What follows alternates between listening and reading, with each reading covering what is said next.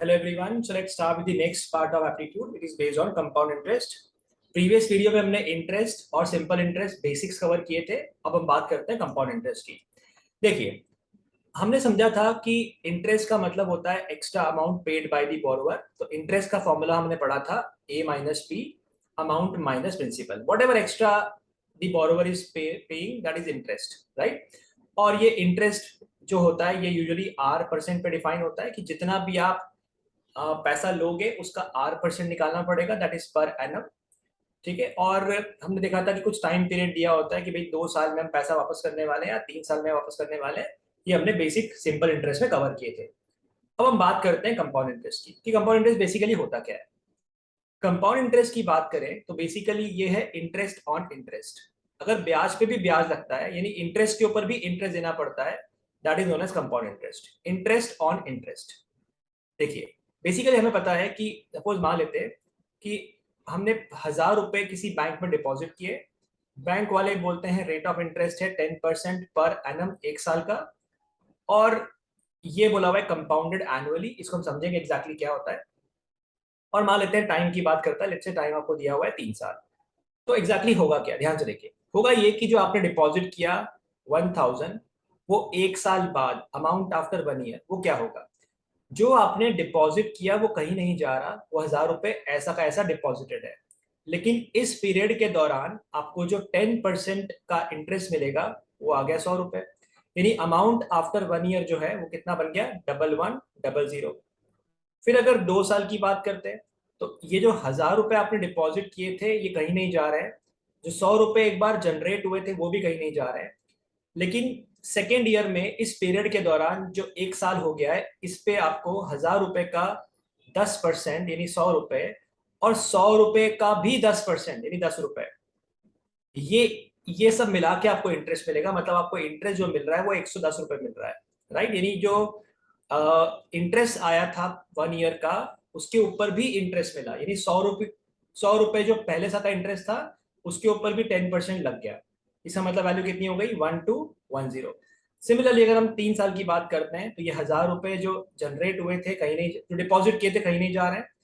और जो 100 रुपए 2 बार जनरेट हुए थे कहीं नहीं जा रहे, और 10 रुपए भी आपके बैंक में अकाउंट में ही है वो कहीं लेके नहीं जा रहा है.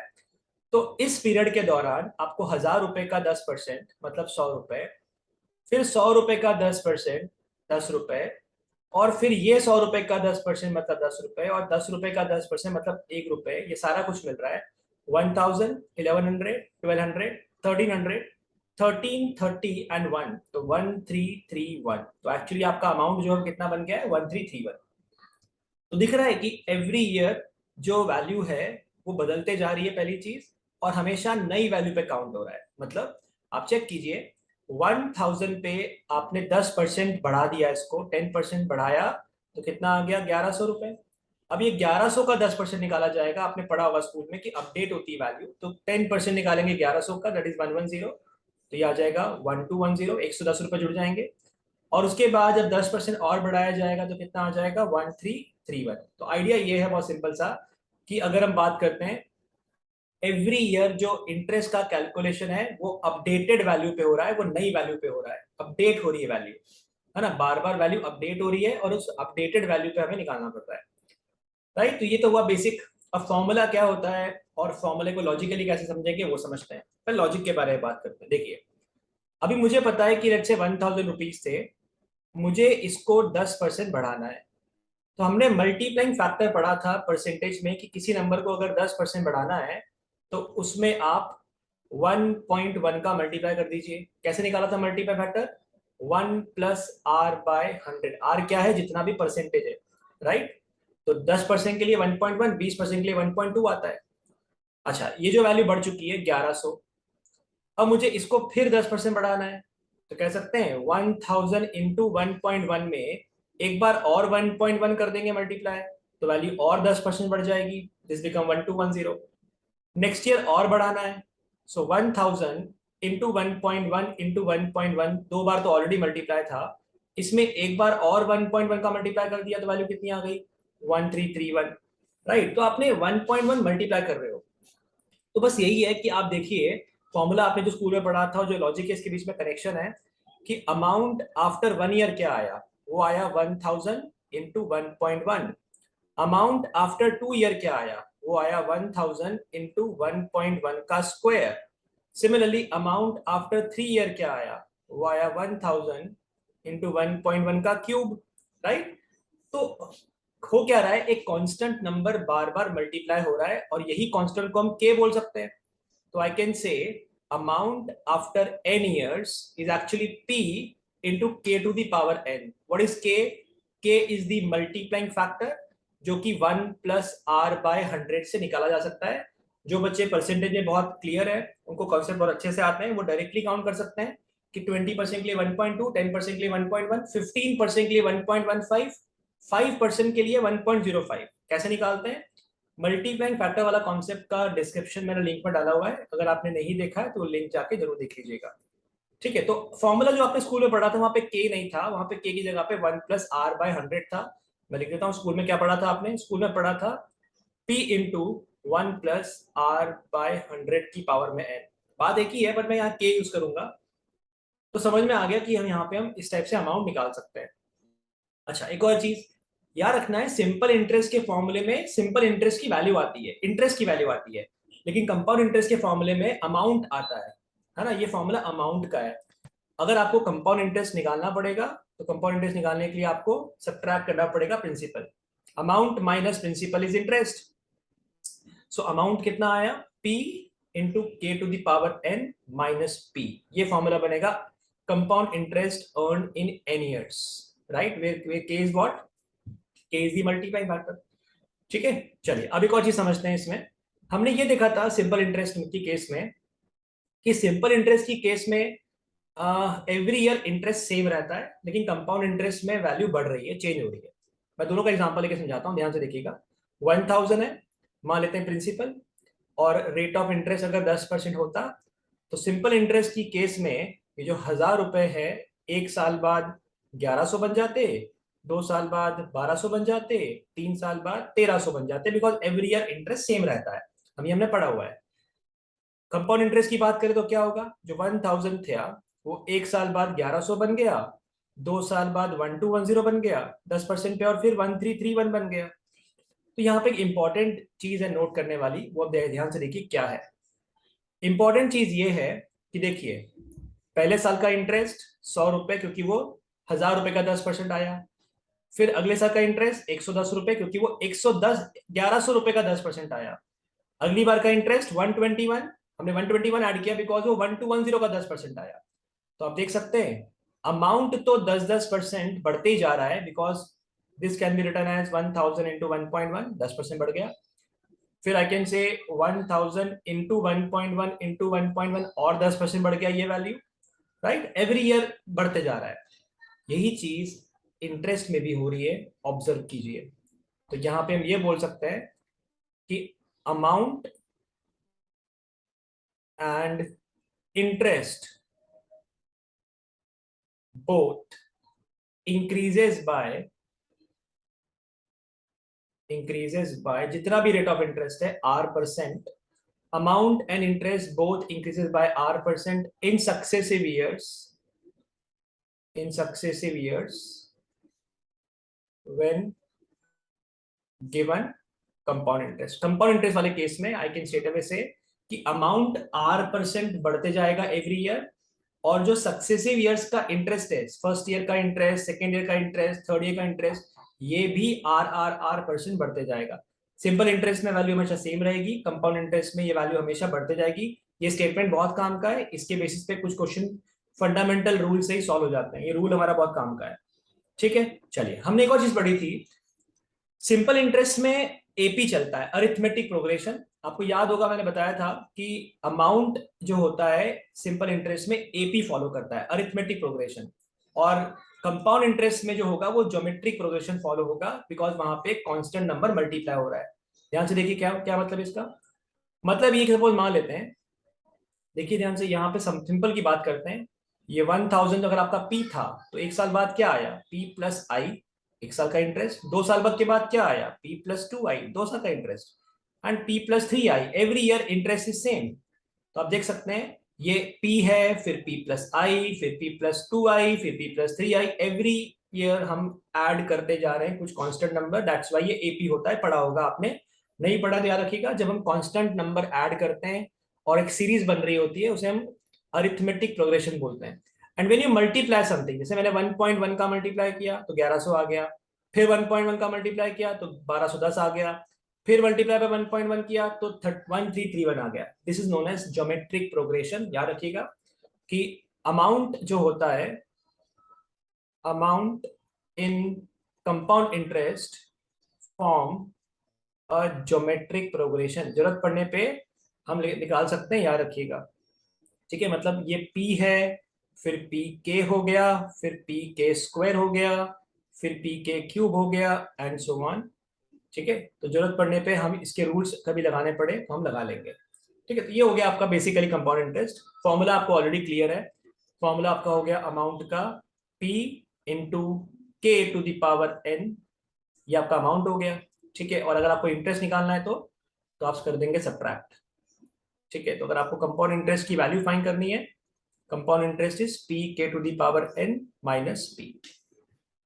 अभी हम समझते हैं इसमें क्वेश्चन कैसे सॉल्व होंगे, वो देखेंगे, अभी आते हैं उसके ऊपर। बट उसके पहले हम ये भी बोल सकते हैं कि कंपाउंड इंटरेस्ट वाले केस में क्योंकि वैल्यू सक्सेसिवली बढ़ते जा रही है तो ये सक्सेसिव परसेंटेज चेंज भी है।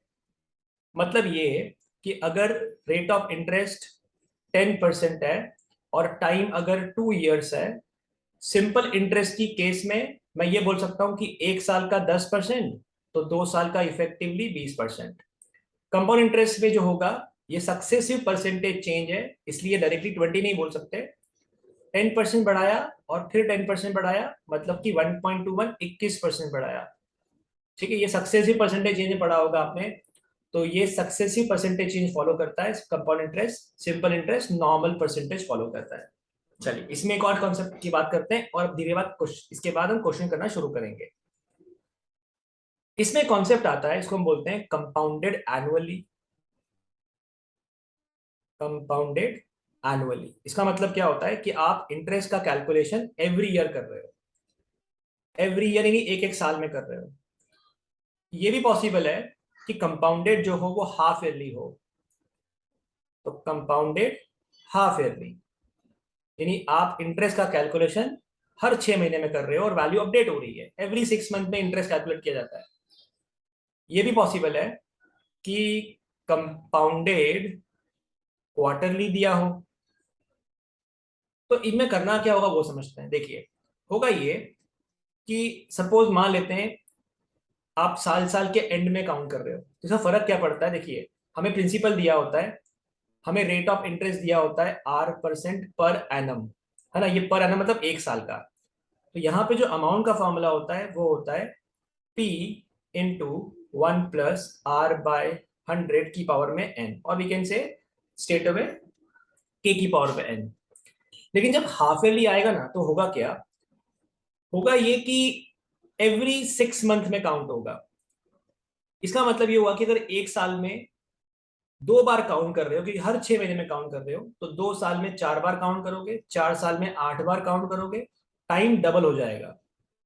टाइम डबल हो जाएगा तो यहाँ पे फॉर्मूला बनेगा amount after 1 year is P into time जितना दिया होगा उसका डबल आएगा, यानी पावर में 2n आएगा।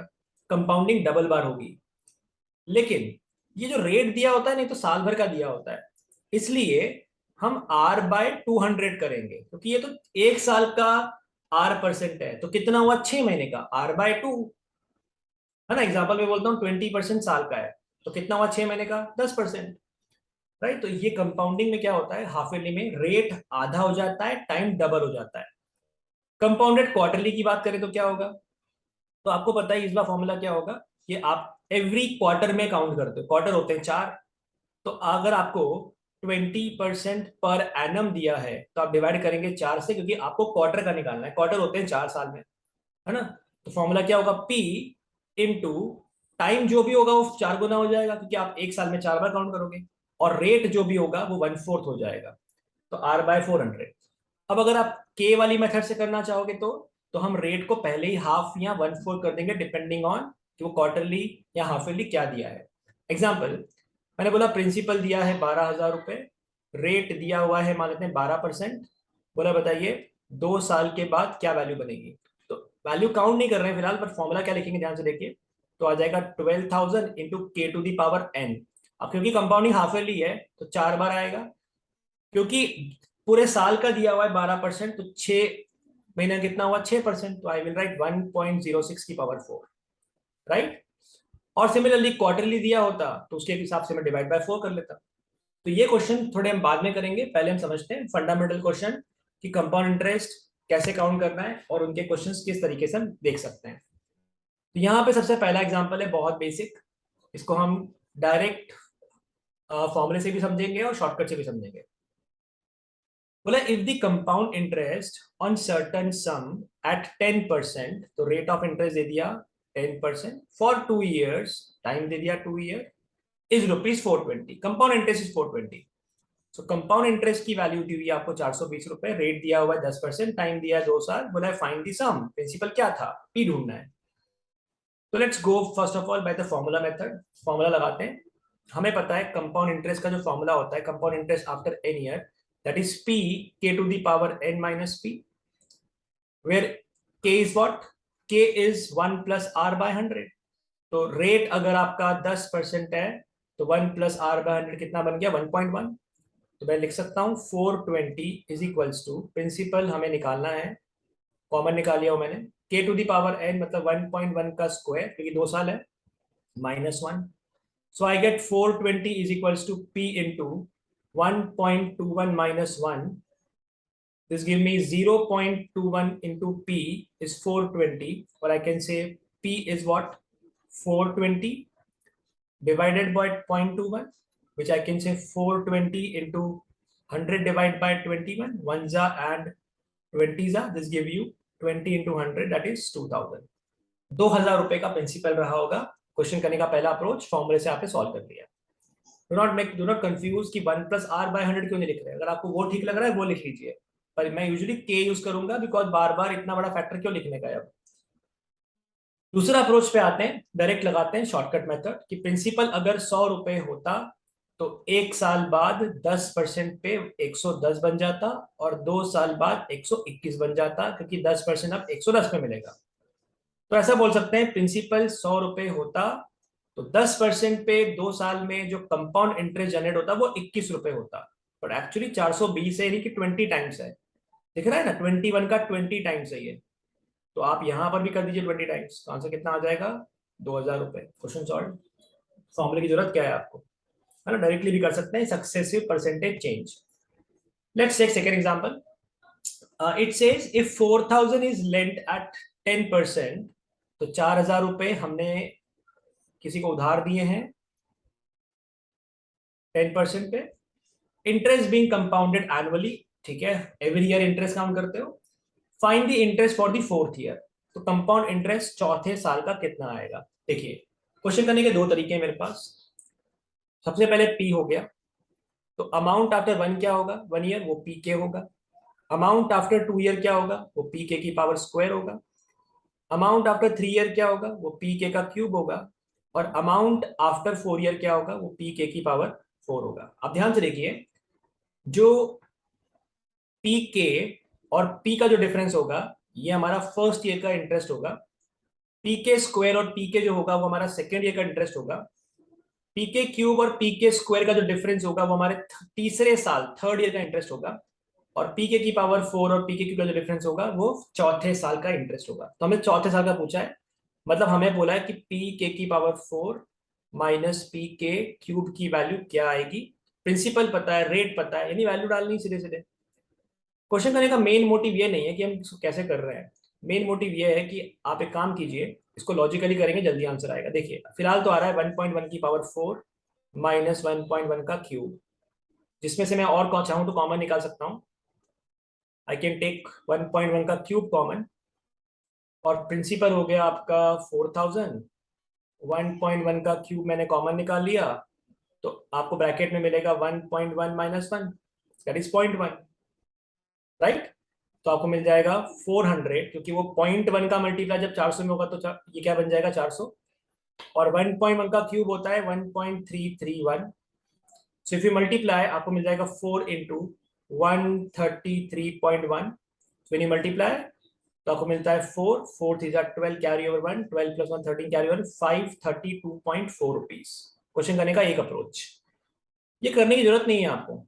If you know the concept बहुत जल्दी आंसर आ जाएगा। कैसे, ध्यान से देखिए। मैं एक स्टेटमेंट लिखा था कि इंटरेस्ट और अमाउंट दोनों ही R% बढ़ते जाते हैं, बस क्वेश्चन सॉल्व।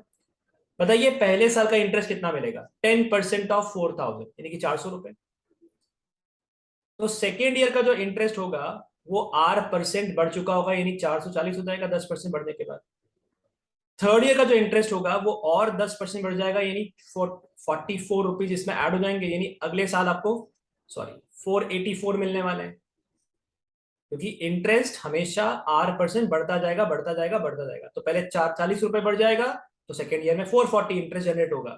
नेक्स्ट ईयर और बढ़ चुका होगा, तो तीसरे साल का इंटरेस्ट 484 होगा, और चौथे साल का तो इसमें 48.4 ऐड कर दीजिए, आपको 532.4 ही मिलेगा। तो आइडिया ये है कि चाहे फॉर्मूला लगाओ चाहे सक्सेसिव परसेंटेज चेंज लगाओ, बात वही पढ़ने वाली है। आई होप समझ में आ रहा है आपको। लेट्स मूव ऑन, अगले क्वेश्चन पे आते हैं। Next question is the compound interest on a certain some for second year and third year. ठीक है, दूसरे साल का और तीसरे साल का आपको कंपाउंड इंटरेस्ट दिया है 3300 and 3630 respectively. Find the sum and the rate of interest. Now, I'm not solving by basic formula. मैं इसमें कॉमन सेंस और बेसिक फंडामेंटल अप्रोच लगा के कर रहा हूं कि मैंने अभी बताया था कि कॉन्जिक्यूटिव ईयर्स में जो इंक्रीमेंट होगा वो R% के बराबर होगा। तो कंपाउंड इंटरेस्ट अगर सेकेंड ईयर का 3300 है और कंपाउंड इंटरेस्ट अगर थर्ड ईयर का 3630 है, इसमें जो भी इंक्रीमेंट होगा वही मेरा रेट ऑफ इंटरेस्ट होगा, वही मेरा रेट ऑफ इंटरेस्ट होगा। तो इंक्रीमेंट कितना हो रहा है? आप 3630 में से 3300 सब्ट्रैक्ट कीजिए, और वो 3300 का कितना परसेंटेज है डायरेक्टली काउंट कर सकते हैं। तो आप देख सकते हैं ये 330 रुपए बढ़ गया है। 330 3300 का कितना परसेंट है? I can straight away say it is 10%। तो रेट ऑफ इंटरेस्ट 10% आ गया। And once you get rate of interest तो उसके बाद आप आराम से काउंट कर सकते हैं। कैसे? अब और लॉजिक लगाते हैं। देखिए, कंपाउंड इंटरेस्ट फर्स्ट ईयर का, कंपाउंड इंटरेस्ट सेकेंड ईयर का, इसमें अगर हम बात करते हैं तो भी तो 10% का इंक्रीमेंट हुआ होगा, क्योंकि एवरी ईयर R% बढ़ता है। तो 10% बढ़ने के बाद 3300 है, तो कहना राइट पहले कितना रहा होगा? 3300 डिवाइड बाय 1.1। 1.1 क्यों? क्योंकि 10% बढ़ाया है, यानी 1.1 मल्टीप्लाई किया होगा, तो वापस आने के लिए डिवाइड बाय 1.1। तो पहले साल का कंपाउंड इंटरेस्ट 3000 रुपए रहा होगा, और पहले साल का कंपाउंड इंटरेस्ट 3000 है। तो बताइए किस नंबर का 10% 3000 होता है? क्योंकि प्रिंसिपल पहले साल कंपाउंडिंग तो एक साल बाद शुरू होती है ना, इंटरेस्ट ऑन इंटरेस्ट। तो पहले साल का इंटरेस्ट तो बन जाए एक बार। तो 10% प्रिंसिपल का 3000 रुपए है, तो 100% प्रिंसिपल कितना होगा? तो आंसर आएगा 30,000। तो प्रिंसिपल की वैल्यू आपकी 30,000 रुपए है, रेट आपका 10% है। ठीक है, आप इसमें इक्वेशन या जो फॉर्मूला मैंने बताया था उसकी हेल्प से भी सॉल्व कर सकते हैं। I am not going into it, हम नहीं कर रहे हैं उसको, वो आप आराम से कर सकते हैं। I know it. ठीक है, चलिए आगे चलते हैं, नेक्स्ट पे आते हैं। इसी चीज का एप्लीकेशन है, क्वेश्चन को पढ़िए ध्यान से।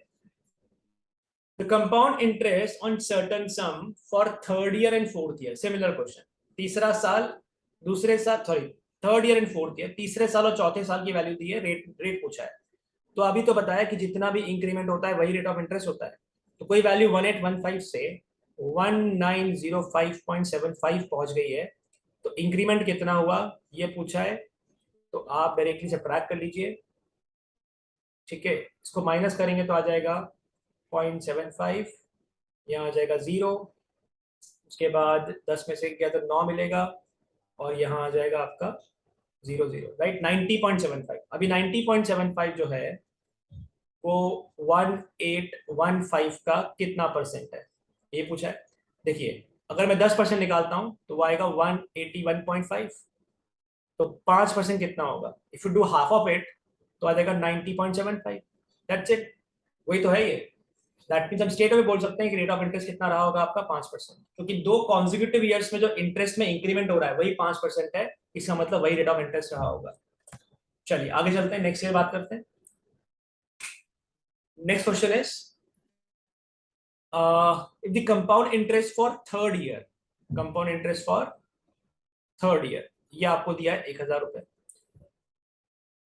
If compound interest for third year is rupees 1000 on a certain sum at rate of 10% per annum compound interest compounded annually, what is the compound interest for seventh year?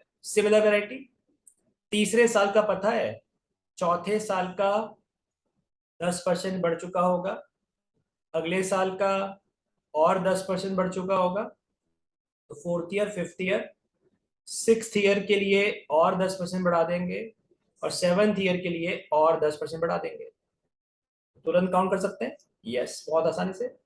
तो अगर 1000 रुपए है, 10% बढ़ने के बाद क्या हो जाएगा, 1100 रुपए। फिर क्या हो जाएगा, 1210, बिकॉज 110 रुपए जुड़ जाएंगे, 110 सॉरी, फिर 121 जुड़ जाएंगे तो कितना हो जाएगा, 1331।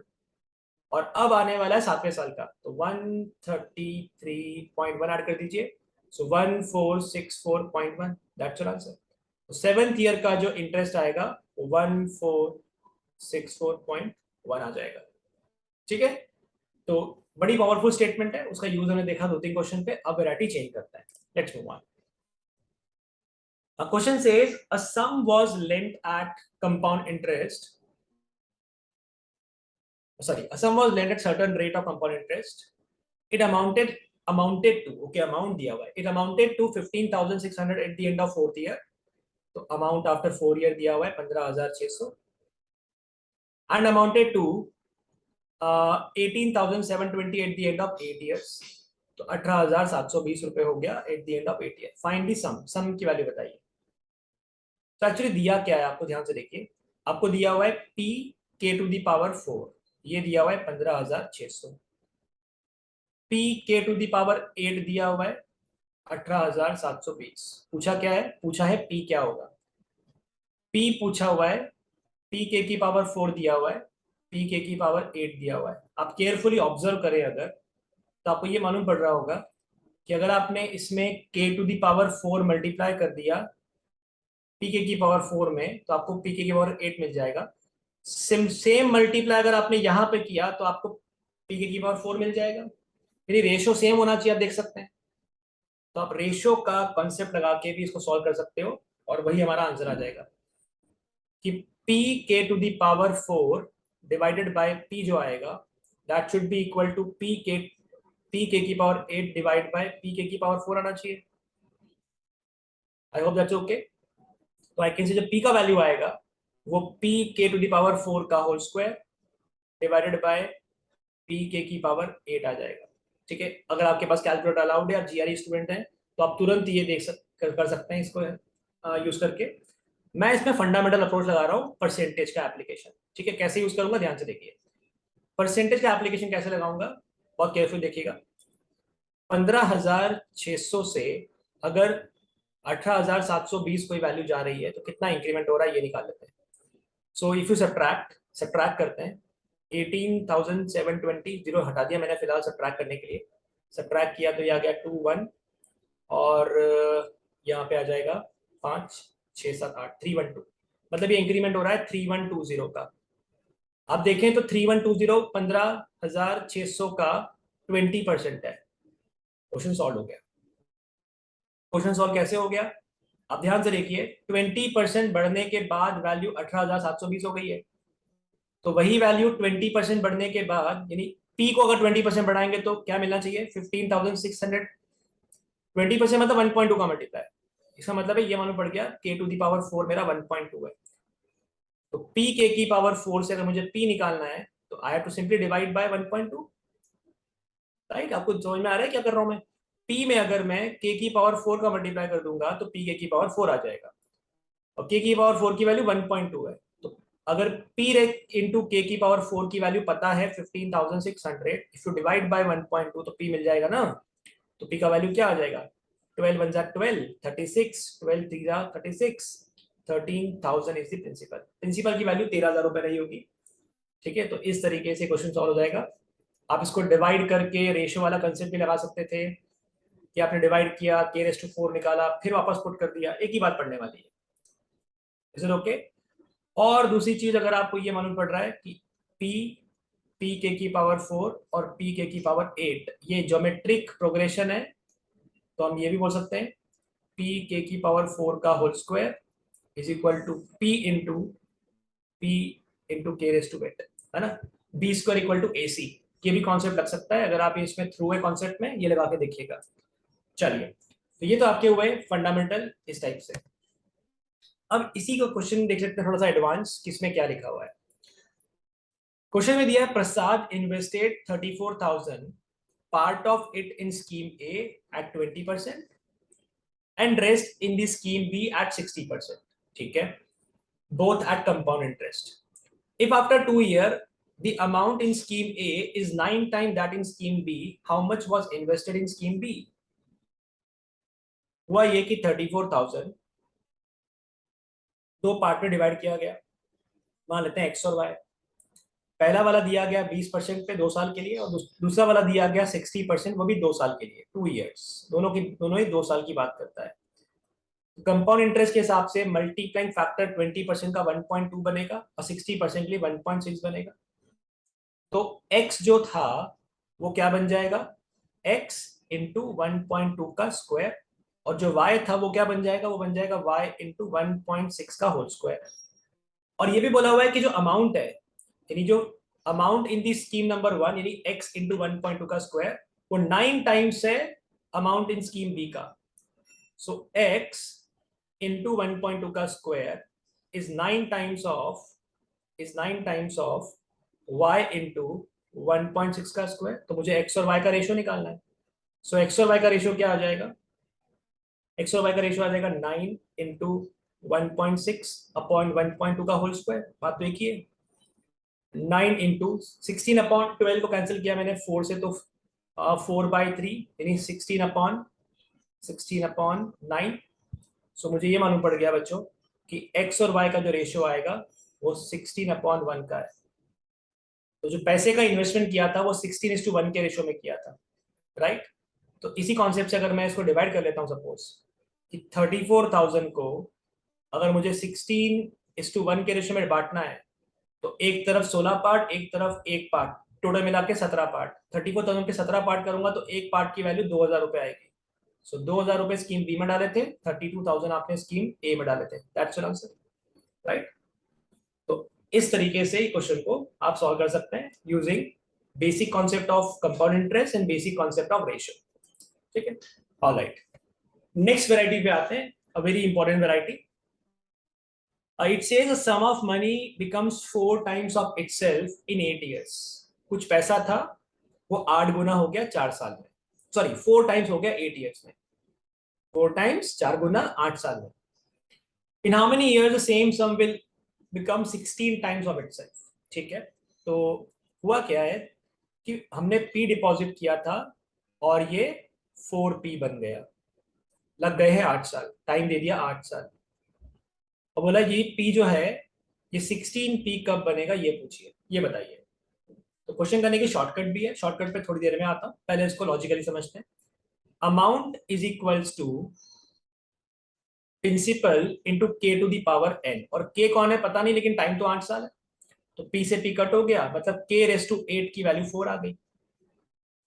Similarly amount is equals to, amount मेरा 16P है इस बार, amount is equals to principal into K raise to n, और मुझे n ढूंढना है, P से P फिर से कट हो गया, तो 16 इज इक्वल टू के रेस टू n। अब ध्यान से देखिए, इनको कंपेयर कीजिए आप। जो लेफ्ट वाली पार्ट है इसके ऊपर में कौन सी पावर लगाऊं, इसके ऊपर में कौन सा पावर लगाऊं ताकि लेफ्ट साइड मुझे 16 मिल जाए, कह सकते हैं स्क्वायर। अगर स्क्वायर लगा दिया 16 आ जाएगा, तो राइट साइड में क्या आएगा, के रेस टू 16, है ना, बिकॉज पावर के ऊपर पावर मल्टीप्लाई होती है ना। तो अगर स्क्वेयरिंग किया तो लेफ्ट में आ जाएगा 16, राइट में आ जाएगा के रेस टू 16, तो आंसर क्या आएगा 16 साल। 16 ईयर्स में ये अमाउंट जो होगा ये 16 टाइम्स बन सकता है, राइट। क्वेश्चन करने का एक अप्रोच, इसको रब करते हैं। दूसरा अप्रोच, कॉमन सेंस लगाइए। P था 4 गुना हो गया और 4 गुना के लिए लग गए 8 साल। कंपाउंड इंटरेस्ट में क्योंकि मल्टीप्लीकेशन है तो ये बहुत आसानी से हम कर सकते हैं। तो देखिए 4 गुना होने के लिए 8 साल, तो कह सकते हैं और 4 गुना होने के लिए और 8 साल, तो टोटल मिला के कितने हो गए 16 साल, 8 साल और 8 साल, 8 और 8 16, 16 ईयर्स। Direct shortcut. इस एग्जांपल एक और देखते हैं।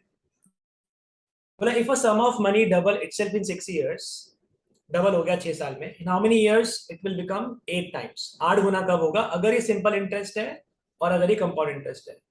सिंपल इंटरेस्ट में कैसे करते थे, रिकॉल करवा देता हूँ, अगर आपने लेक्चर अटेंड नहीं किया तो जरूर देखिएगा। भाई पी से हो गया 2p और लग गए हैं 6 साल। हम चाहते हैं पी से हो जाए 8p। तो बताया था मैंने कि वहां पे आपको अपना अपना वैल्यू अलग करना पड़ता है और इंटरेस्ट कितना बढ़ रहा है वो देखना पड़ता है। तो एक एक्स्ट्रा पी देने के लिए बैंक को लग गए 6 साल, क्योंकि पी हमारे खुद का पैसा था, बैंक ने हमको 2p दिया, तो इंटरेस्ट कितना जनरेट हुआ? अमाउंट माइनस डिफ, अमाउंट माइनस प्रिंसिपल। तो 2p माइनस पी यानी पी। इंटरेस्ट की बात करते हैं, पी इंटरेस्ट के लिए 6 साल लग गए, तो 7p इंटरेस्ट, क्योंकि 8p अगर हो गया है, पी डिपॉजिट किया था, तो इंटरेस्ट कितना आया? 7p। तो 42 ईयर्स क्रॉस मल्टीप्लीकेशन, राइट। पहले क्वेश्चन अगर होगा तो आंसर क्या आएगा? 42 ईयर्स। लेकिन आप बोला कंपाउंड इंटरेस्ट हुआ तो क्या होगा? तो ये तो बहुत इजी होता है। पी से हो गया 2p, लग गए हैं 6 साल। 2p से हो जाएगा 4p, डबल हो गया और 6 साल, और 4p से हो जाएगा और डबल 8p और 6 साल। तो 6 साल, 6 साल और 6 साल, आंसर आ जाएगा 18 साल। कंपाउंड इंटरेस्ट के केस में 18 साल लगेंगे और सिंपल इंटरेस्ट के केस में 42 ईयर्स लगेंगे, राइट।